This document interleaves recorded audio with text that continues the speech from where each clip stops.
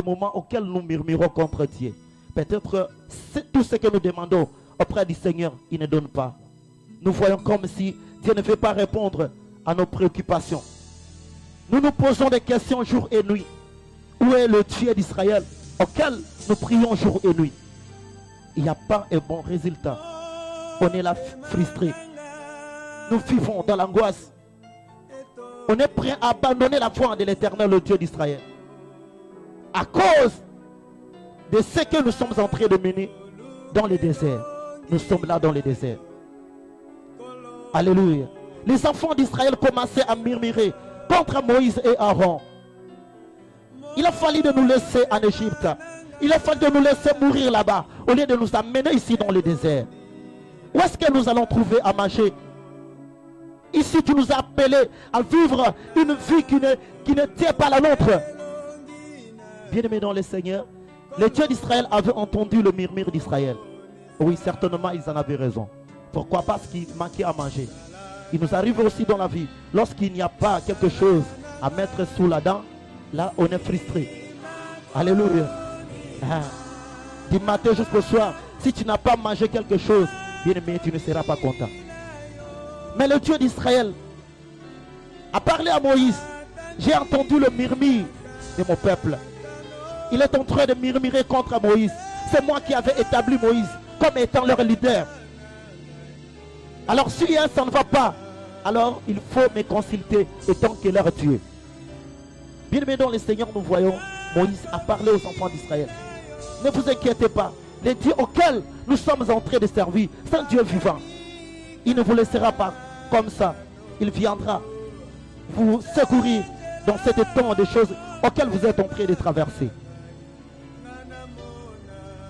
Bien-aimé, c'était Mirobola. Les enfants d'Israël commençaient à murmurer vis-à-vis de ce Dieu. Et Dieu leur avait dit à ses enfants que demain matin, il y aura la nourriture.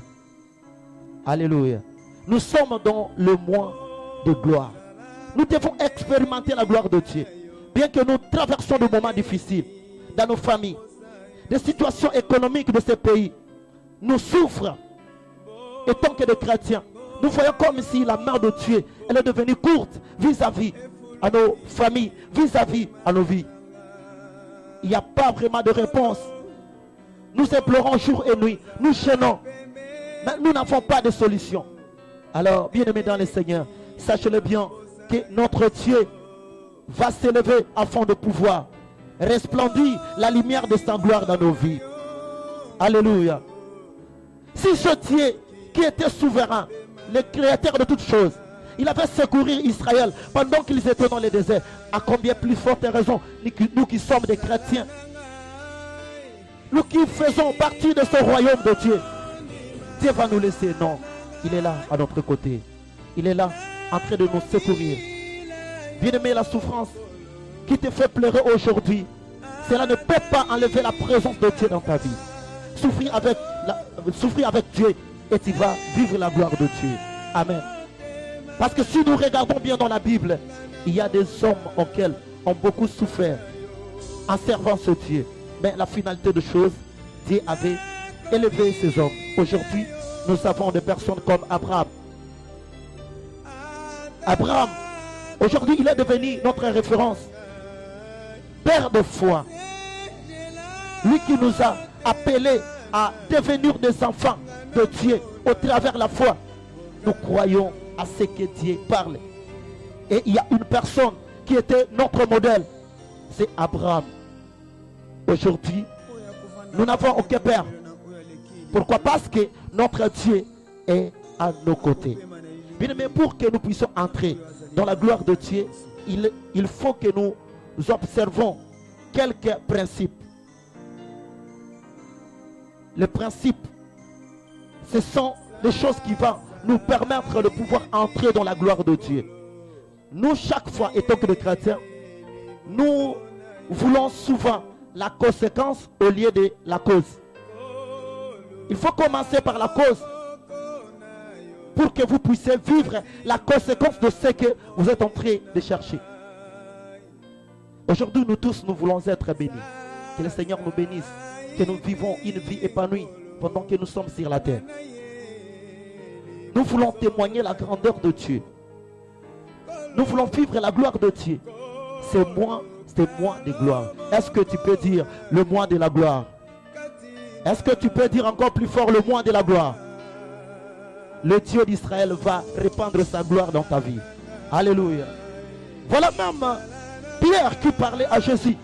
Il a dit, Seigneur, tu nous as dit, suis-moi. Et nous avons tout abandonné. Et nous t'avons suivi. Quand sera-t-il pour nous? Alléluia. Il a posé la question pour savoir. Maintenant, nous avons tout abandonné. Et nous t'avons suivi. Quand sera-t-il pour nous? Et le Dieu d'Israël lui a dit, dans ces mois, au centuple, et à la vie, vous aurez la vie éternelle. Amen. Amen. Voilà, nous avons deux sortes de gloires auxquelles nous devons expérimenter. Et tant que des humains, et tant que des hommes que le Seigneur a choisis, nous devons savoir ceci, qu'il y a une gloire que le Seigneur a préparée pour nous. Et tant que des chrétiens qui vivons sur la terre, le Seigneur a préparé pour nous une gloire.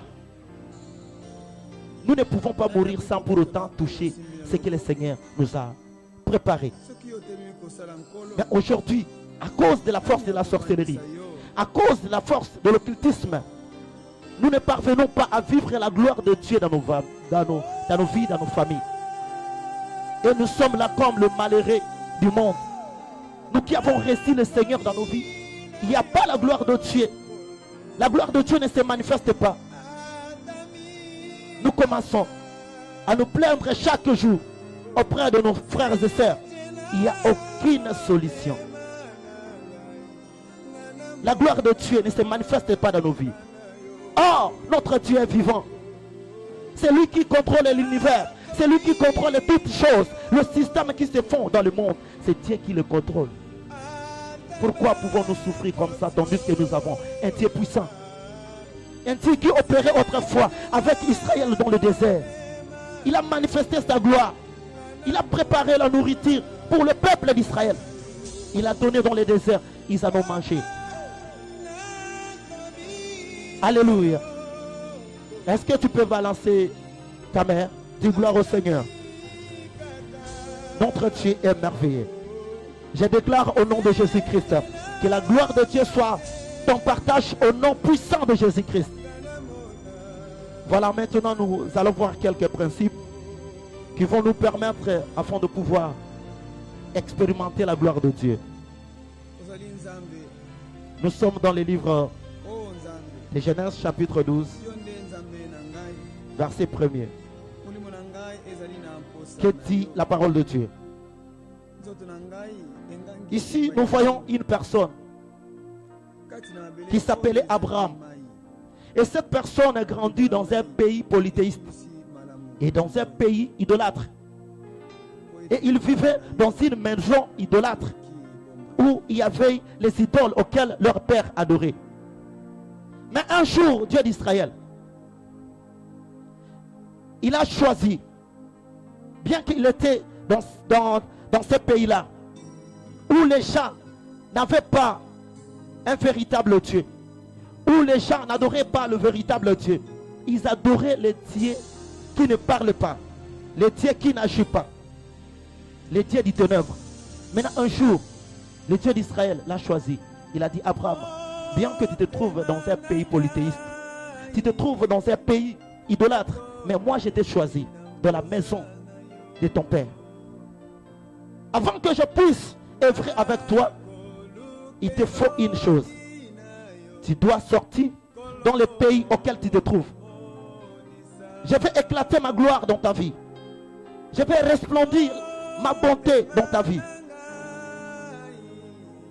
Bien-aimé dans le Seigneur, Abraham avait quitté le pays auquel il était né. Et le Seigneur l'a dit, j'ai préparé une place pour toi. Un territoire auquel tu vas vivre ma gloire. Amen. Acclamons le Seigneur, acclamons le Seigneur.